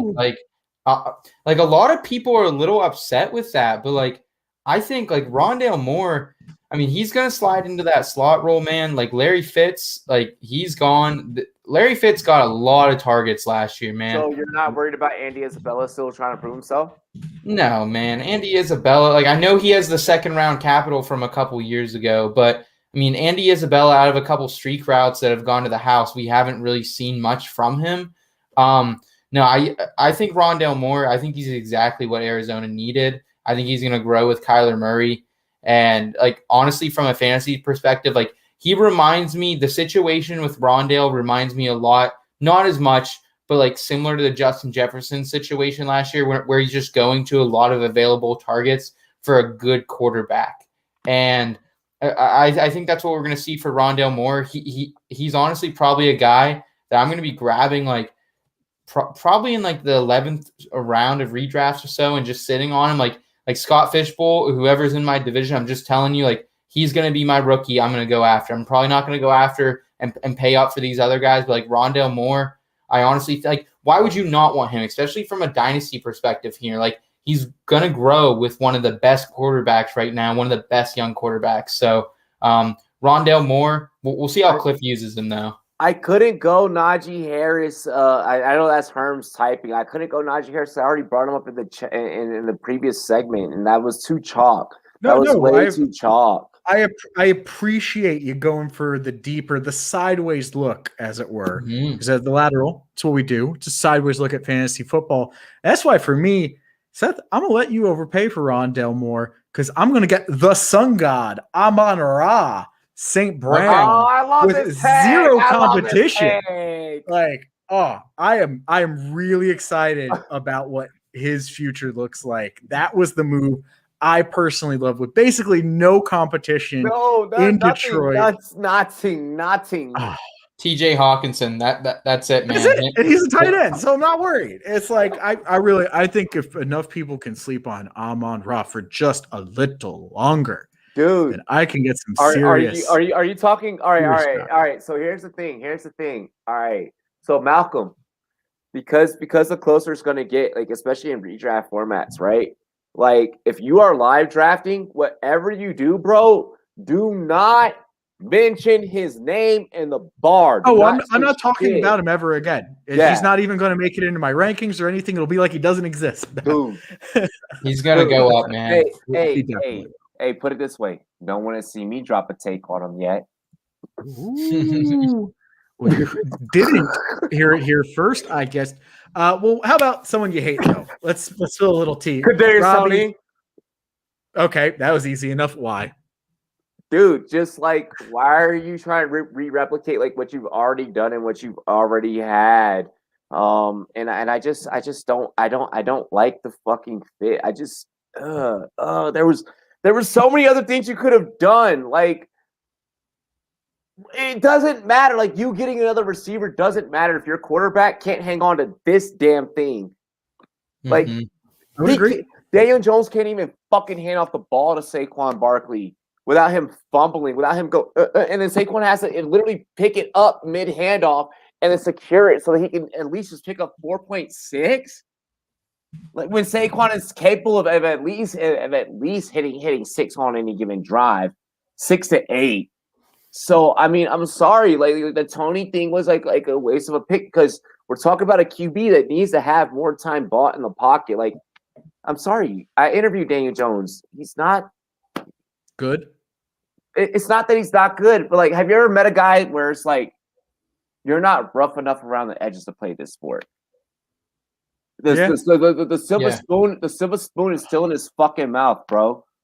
And it is what it is. Like, you know, man, we were in the line for the buffet at the NFLPA rookie premiere, and like every other athlete, you know, like the security guard walks up and he's like, "Yo, you know, Benny Snell, you go up ahead. No, you know, so and so, you know, AJ Brown, like, we need to make sure y'all eat first because they're on meal plans and shit." Man, when I shit you not, that Daniel Jones' parents looked up at his tall, lanky, goofy-looking ass. They're like, you better not, son. And he was like, no, I'm going to just stay back here with you guys. I'm like, you're about to stay back here with us. You're about to sit back here with fucking media. You're about to sit back here with media and get the leftovers. All right, good luck on you. I wish you the best luck in your damn NFL career. And that was the moment that I knew. I was like, he about to get lit up. Yeah, I definitely get that. Real quick, guys, just a yay or nay on this one, and then we'll go to who Seth did not like. Tommy Tremble, yay or nay? Impartial. And lest I remind you. Yeah, I mean, there's going to be value. There's going to be value there for sure. Ian Thomas, it was probably one of the biggest waste of any routes in the league last year, probably behind Christian Kirk, in my opinion. But it was certainly the biggest waste of my article space last year because I did an entire case study on why he had a potential. No, you could have done it worse. You could have went Chris Herndon. No, so, I've been burned by that already. I was not going to be writing about Chris Herndon. I will never write about Chris Herndon again. No, sir. All right, Seth, who you got for me? You know, so for fantasy specifically, I'm obviously going to talk about the biggest one. Like, from a this is a great example of a football move that makes sense, and I'm excited to see it play out. But for fantasy, it kind of creates a not so fun situation, and that's Travis Etienne going to Jacksonville, guys. I mean, apparently Urban Meyer wanted Kadarius Toney to fall to them, is what I'm reading. So, I mean, it seems to be the case. What an ugly pick for them. Ew, Etienne was way better. I mean, it's going to be awesome to see Trevor Lawrence and him back together. That was one of the best running back quarterback duos we've seen in college football, definitely in the modern era. So, I mean, it's awesome. Robbie, you're a fan of stacks and fantasy football, man. So, like, do you think, like, I think on the field, it's going to be great, but it sucks for Robinson. It sucks for Robinson, but all right. So I don't know if you guys caught the NFL Fantasy Show. Definitely shout out to NFL Network and Marcus Grant for having me on that joint. You guys saw during that draft, I went ahead and I pulled Etienne off the board because I missed out on Robinson.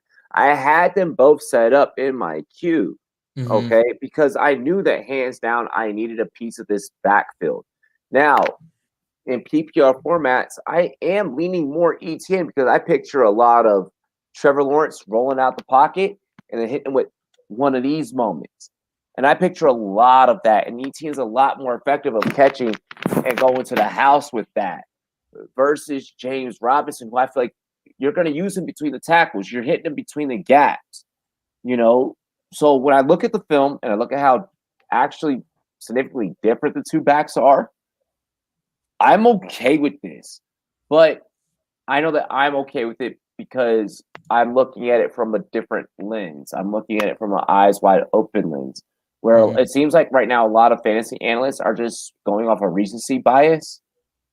Just look at the guys, watch James Robb, and then watch Etienne. You will see that this can become Cleveland 2.0 very, very quickly, and it's okay. I get that. To me, I also get like Latavius Murray and Alvin Kamara vibes. You know, I don't think that it's that severe. I believe to a degree when Urban Meyer says he's going to use ETN in specific situations. The one thing that's kind of hit my head over and over again, and I'm a little concerned about this, I want to know your guys' thoughts. Is there a chance that Urban Meyer is still in recruiting mindset where he's just like, I want to have as many pieces as I can get. I'm not so worried about the draft capital. I'm not so worried about the fantasy implications. And again, plenty of coaches are not worried about your fantasy football team. We all know this, but he's just like, look, now my backfield is James Robinson, Carlos Hyde, Travis Etienne, like, show me a better backfield in the NFL. Well, like with but Tooney, he can also he would have had a stacked wide receiver class. Yeah, but he's also able to pull off the jet sweep via Laviska Shenault. So I mean, he has so much shit that he's able to do. Guys, get ready for some San Fran, RPO jet sweep type of shit coming out of Saxonville. Like, Saxonville may not be Saxonville anymore. It may become Sweepsonville, because of the amount of different combinations from an X's and O's standpoint that they are going to be able to do. I'm not a fan of the Etienne pick, but from a fantasy football standpoint, I'm not afraid of drafting him. If you're coming into your draft and you're trying to say, well, I'm drafting James Robinson or Etienne as either RB1 or RB2, you're fucking up, and I need it, and I need the weed that you're smoking. Yeah, these are flex plays. These are flex plays that will play either one at flex. Yeah, I definitely get that. Because I would say, like, you compare it to that San Francisco offense, I wouldn't want to bet on anyone from that San Francisco offense. I think they're great best ball plays, but if I got to bet on them, like, that's a real issue. But from an NFL perspective, they'll win me football games. They're like all day. I'm not worried about, but I would agree with Seth that, like, from a fantasy perspective, we may now have a case of ETN and Robinson on separate teams could have both been potential RB1s, high-end RB2s, and now neither of them are likely to be that. They're more likely to be lower-end RB2s if they both get utilized, which we all kind of think will be the case. But I felt that was the case heading into before about James Robinson before the Etienne pick. Sure, I can see that. It's crazy. I guess I was a little hot on Robinson. Like, the way I know we've talked on this a while, and we probably want to move on, Malcolm. But Well, the way I kind of see it is like I think James Robinson, he's going to have a couple big blow-up games here early in the season. He'll get a couple double touchdown games. I think ETN, though, like down the stretch, he reminds me of like a DeAndre Swift last year. Might start a little bit slower, but I think he'll pick it up by the end of the season. He'll be a good starter by the end of the season. It's just whether I think if you want early production and then maybe ship him, go Robinson. But if you want to hold and hold steady, then you have ETN for down the road, I think. Yeah, I definitely get that. For me personally, the move I hated the most was Zach Wilson going to the Jets at 2, but I also hate that for NFL reasons. I think he's overrated. I don't think it will necessarily go well. It didn't matter who the Jets picked. They weren't going to be successful in that uniform anyways. The Jets are cursed as an organization since Broadway Joe. Okay, if you do believe that the Jets are cursed as an organization, I would agree with that. I would say with Robert Saleh, much better head coach than Adam Gase. They've now got a solid line. I really like that Vera Tucker draft pick. I love that signing. Becton was phenomenal. I wish they had taken Penny Sewell, though. Oh, my God. Dude. Penny Sewell and Becton on the same line? Are you kidding me? All right. So, honestly, Malcolm, bro, you sound like me where, like, you just want to see an underdog survive. Just please give me pay-per motherfucking view to see TV football. I get that we can all watch the sport on cable, but please, like, just give me – I want chaos. You know, I want fucking the Bengals to make it to the Super Bowl one year. Yeah, that'd be fun. Like, as long as they're playing my Niners, that's like totally cool with me, dude. Sure. Like, I just want. I want fucking. I'm just saying, dude. I need it. I need it. My soul needs that. My lifeblood needs that. We might get that with the Cleveland Browns in the near future, who I think had a phenomenal draft. Again, but unfortunately, not really from a fantasy perspective. They don't have a ton of moves that I'm like all that curious about from that standpoint. I think the move I'm the most curious about is Trey Sermon on the Niners, seeing if we maybe get a Cam Akers late season taking of the role. If the talent is really there, maybe Shanahan reached out because he believes in this guy. I don't either, but that's why I'm curious about it rather than excited about it. The thing is, you guys are so heavy RBBC, like running back by committee. Absolutely. Like, it's not even fucking like it's not like last year was a comedy sketch. This year it's like you just better expect it. It's not even comedy like Jermichael Hasty though. Like that's a Herms. Dude, I'm so sorry, but like I don't even. They have so many running backs that I don't even think running backs know which way they're running in that backfield. Like, again, that's why it's like something I want to see. I'm so interested in seeing how it plays out, rather than I'm like, I love this move. Sermon's going to take over that backfield, et cetera, et cetera. I just think there's a lot of interesting things there, especially because other than Trey Sermon and Elijah Mitchell, who were drafted this year, nobody in that backfield's contract is guaranteed after this year. No, none of them. Yep. Not a single one. So for Dynasty, you know that somebody's not making the team. Yeah, it's going to be really interesting. Might be Jermichael, man. Might be Hasty. Hey, redraft shooters are about to redraft fans are about to love that backfield come August. Yeah, it's going to be really interesting. All right, Robbie, what's a move you are the most interested in seeing play out from a fantasy perspective that we saw from this draft? I would not be Rumboyz Robbie without talking about Mr. 8.21% out the motherfucking slot. Terrence Marshall, baby. Let's go. I like that one a lot. That one a lot. I need him everywhere, and I need him to live up to that stat right there because I'm telling you, this man is the future of the slot wide receiver position. Take from somebody that has done it from high school to semi. Yo, do your thing, Big Pimpin'. I'm excited to see you on the film in the NFL. It's going to be exciting to cover you for 7 hours of commercial-free football. Sundays, Rumboyz NFL AM. Bow. Loved it. Loved the plug. I think he couldn't have gone to a better spot. Seth, what about you? What is the move you were the most interested in seeing play out? Yeah, super controversial here. Definitely tearing the fantasy industry a little bit apart, but that's Rashad Bateman. And it's honestly because I'm not exactly sure yet. I still need to do my statting out, so I'll have a more clear answer for you here in a couple of weeks, I think.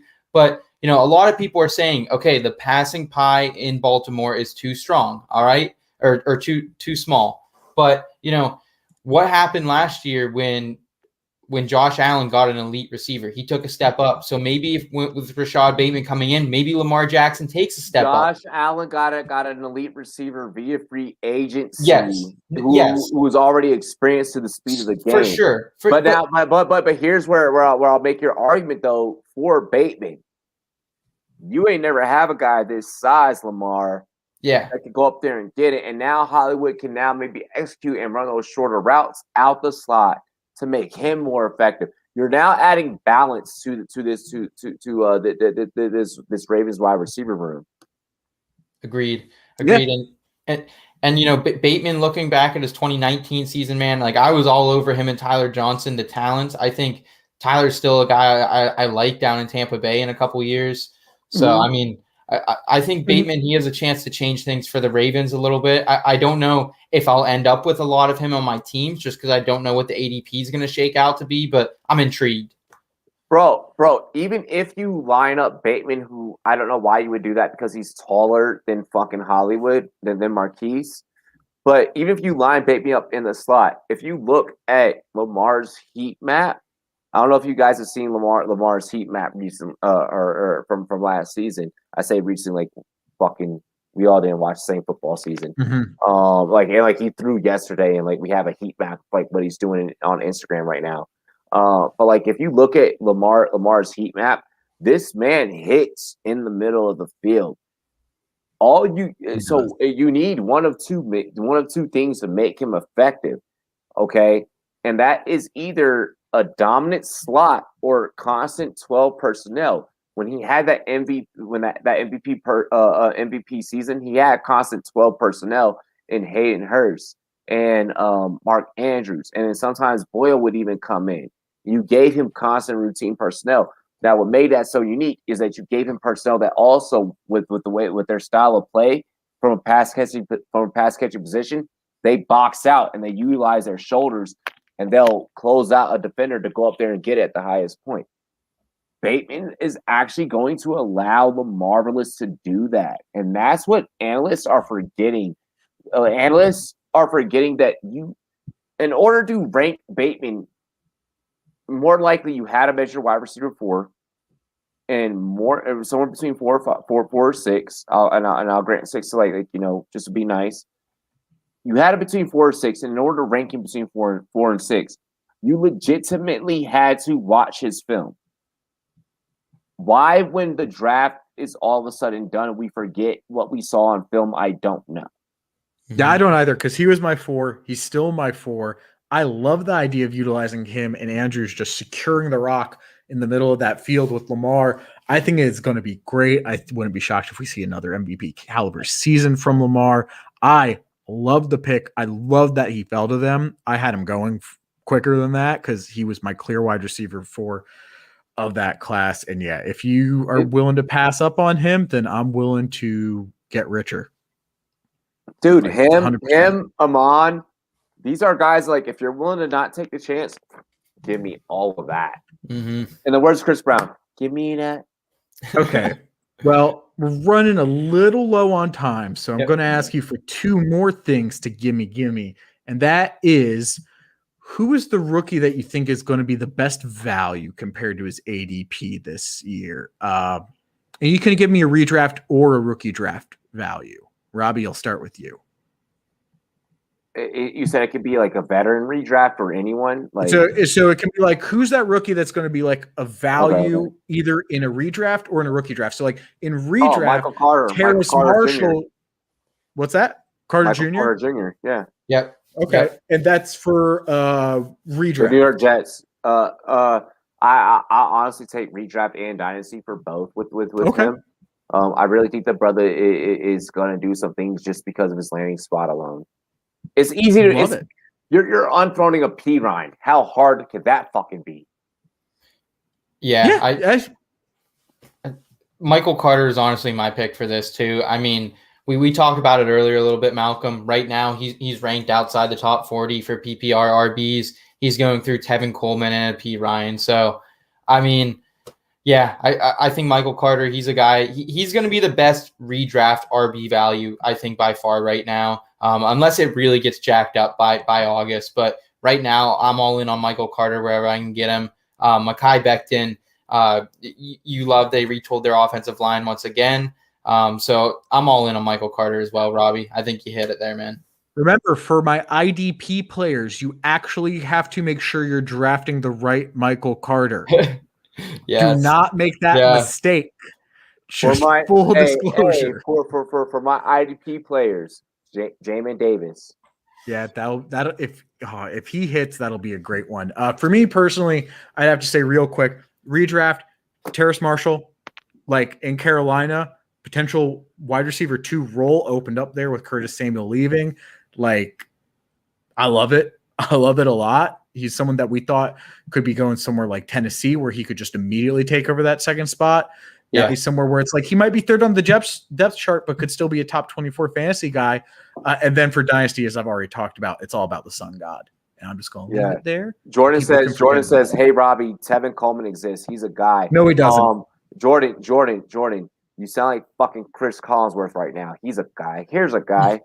If I wanted Chris, I would have just tweeted him. Well, now, Al, here's a guy that's really killing it tonight. You did that way too well. You did that. Oh, hell no, man. I'm done. All right. And then last one I want from each of you. And then, again, this can be redraft or dynasty. What is the QB wide receiver stack you were targeting in your drafts this year? Robbie, first you. Oh, shit. I was going to say, I'll let Seth go first. All right. Let's go first. I'll take it from you, Robbie. So in the Superflex League, maybe hinting at the Scott Fishbowl here a little bit, but I'm looking for possibly some Jared Goff, TJ Hawkinson action, maybe double down with Brown late. But, I mean, guys, I think TJ Hawkinson, you said it earlier, Malcolm, you've been doing some tight end research, and it's all about that target share right now. And I really think Hawkinson's going to lead the Lions in targets this year, man. Like I see him taking almost that Kittle leap that we saw a couple of years ago. He might not be there as a pure talent, but it's the situation. Like, I'm trying to get Hawkinson everywhere I can, man. Their coaching staff, I would say, also does favor a tight end a bit. I mean, again, Jared Goff's got no problem throwing to a tight end. Anthony Lynn's got no problem throwing to a tight end. Their coach is literally a former tight end coach, if I recall correctly, right? The dude, yeah. I got one for fantasy for fantasy duelist out there that it sounds super easy, but it's actually harder for you to achieve than what you think. And I'm gonna explain why. I'm gonna go Justin Jefferson, Kirk Cousins. All right. Now here's the problem with it. You have to make sure that in your draft you secure Justin Jefferson. Kirk Cousins is the easy part. Yes. Now, you have to make sure that the rest of your roster and the way that you interact, we're all. I have my second shot May 11th. After that, the world is getting back to normal. We're achieving this fucking herd immunity thing. Like, we're going to be drafting in Buffalo Wild Wings, or we're going to be drafting in bars come August. So y'all need to start that whole year that you didn't have to shit talk and play psychological warfare. You better be practicing. You better be getting it together in your group chats right the fuck now. Great point. Like because I'm telling you, the second you draft Justin Jefferson, there's going to be someone in that live draft room that's going to be looking at you at the corner of their eye and they're going to be like, fuck. They're going to know what you're doing. So just make sure that you're playing your shit and you're keeping your cards very close to the vest. That's one of those stacks that you can do it. You just got to make sure that you don't show your hand early on. And you can grab Kirk late. You can still grab Kirk 8th round. I actually think, especially for redraft, because you might want to avoid this guy a bit in Dynasty. I'm talking about redraft. But Matt Ryan and Calvin Ridley is another great one because Matt Ryan's stock's going to be way down. Yep, dude. Well, you saw that. I accomplished that the other day, right? I did the Matt Ryan and Kyle Pitts. Yeah, that's another great one. I think a lot of people are going to be sleeping on Ryan. Yeah, I had the triple stack. I had Ridley, Pitts, and Ryan, and then Mike Davis ended up on the roster, but that was like dumb late. I don't count that. All right, guys, got one more stack for you. Want to get your quick thoughts on this, and then we'll have you guys plug your stuff. Bid the audience good night. Jameis and Michael Thomas. Robbie, who you got? I'm him? willing to take a gamble. All right. And Seth, are you taking a gamble on that stack as well? Michael Thomas is going to be a great value in redrafts this year, so I'm all over him. I'm a huge Taysom Hill supporter and truther till the day I die. But, I mean, Jameis Winston or Taysom, whoever the starter, they're going to be cheap. So, yeah, I'm willing to do that for sure because I like Michael Thomas, and I'm into late QB drafting and redrafts. So that fits Jameis Winston. That fits Taysom Hill. That stack is purely predicated on if you were to take Seth and I's takes and marry them together. That stack is purely predicated on someone being the 100% starter. So when I analyze that and I hear both of our differentiating opinions, I'm probably going to stay away from that stack. Mm-hmm. That's exactly where I'm at. I'm going to stay away because I'm actually in on some Michael Thomas. I think his value is going to be a little bit better than it has been in the past, especially after how bad last year was. It is becoming more and more apparent that he was broken. That he just I'm playing Drew's last season. You're not stopping me. Even though he did his damnedest to also get thrown off the team at the same time, it seemed, which was kind of a weird vibe. He only runs one route. Yeah. He only runs one motherfucking route. That's a slant. But to be honest, I wouldn't shock me if Taysom Hill and Jameis Winston both start or both play significant portions of games. And so I am staying away from either of them in a dynasty league. I actually just dropped Jameis Winston to pick up Sam Darnold. It's a 1 QB league, obviously, by the way. Based on that ad drop being available. And it's just for me, it's with Darnold, I know that no one's going to be competing with him. It's quarterback. I don't want to take someone who's got competition for those touches. It's the one position where you shouldn't have to worry about it. Yeah. Don't be surprised. Week 9, Peyton has gotten frustrated with the both of them is both you sit the fuck in the corner and pick up a coloring book and then puts an Ian book. People think that I'm crazy, but I'm I've called a lot of NFL. I don't just do fantasy advice. I call games. So I watch every fucking play. I do commentary on my channel. So I don't care. I see different things because I just follow these trends. It's going to be dope. It's going to be one hell of a season. Yeah. Pay-per-view. Get ready for the soap opera known as the NFL. Well, he said it before. He said it again. Robbie says, book it. And with that, let's bring it to a close. Seth, Robbie, thank you so much for coming on. We're at now hour and 51 of our hour-ish, so we genuinely have to wrap it up or else I'm a liar because then it'd have to be the 2 hour-ish. Yeah, that's bad marketing, huh? Seth, where can we find you? Well, it's nice. I give us a little bit of cushion with that hour-ish. Seth, where can we find you? Thank you so much for coming on. Tell the good people what you got coming out. Yeah, first of all, Malcolm, thank you for having me so much, man. I appreciate everything you and our boy Charlie got going on over here at the Lateral. Robbie, you know me, man. I'm a big fan of everything the Rumboyz is doing. Appreciate your guys' support for us. I'm at In Between Media. You can find us on the Twitter bird at IBT_media. We're going to be giving out fantasy sports advice, whether that's football, NASCAR, golf. We're going to be there for you. We're also going to be helping you live the life you want to live, man. So you can find us at In Between Media. You can find me at my personal Twitter at _SethFF. We'll be here all year, folks. Appreciate it again, Malcolm. Absolutely, man. And again, you definitely got to be checking out In Between Media and what they're doing. Just like you got to be checking out Rumboyz over here. Robbie, tell the good people where they can find you. Yeah, you can find me on Google, rumboyz.com. Check me out on the Sports Me app because I spent the whole segment talking about that shit. Let's see here. At Rumboyz Robbie on Twitter, at Rumboyz spelled with a Z, N-E-T, everywhere else. Hopefully having this Washington football team article drop to you guys soon. Either way, it's coming to you guys, and I appreciate you for having me, Malcolm. Shout out to the homie Herms with the dope production behind the motherfucking scenes. Shout out to Seth. And actually, I'm going to plug my interview that I had on In Between Media. It's really dope. It's pretty similar to some of the things that I said. Actually, it's not similar at all to anything that I said here. A little, maybe. I don't know. You should just go fucking check it out because I'm there. And I guess check Jordan out too. I mean, do we really want to plug Jordan? I mean, Jordan, yo, we do need to because, hey, Rumboyz Fantasy Network, he's about to get y'all some other goddamn money. Let's go. Let's go. All right. You heard it there. Free Rumboyz. Check out Jordan. Check out Rumboyz. Check out IBT. You got all this great stuff coming out. And you've got some great stuff coming from The Lateral, which is where I'm at. It's your boy, McLateral, a.k.a. at McLateral FF. I've been looking into it after Dave got that Dave Kluge, and I was like, oh, that's looking pretty nice. Maybe I want the Malcolm McMillan. And someone with literally one follower has it. So an email to Twitter may be sent.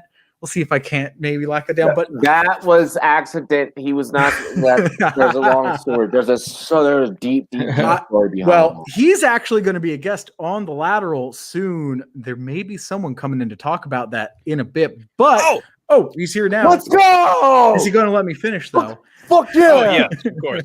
Yes. But for real, you can find all our stuff at The Lateral. We're going to have rankings coming out here in the near future. Everyone at The Lateral is hard at work on them. I'm still working on some stuff behind the scenes, both for articles, some video stuff. You've heard some hints about it throughout the course of the evening, but look at my Twitter for when it actually drops. And then our best ball league, our first ever show league, because what would a show league for The Lateral be if it wasn't a best ball league that featured kickers as a focal point of your draft strategy?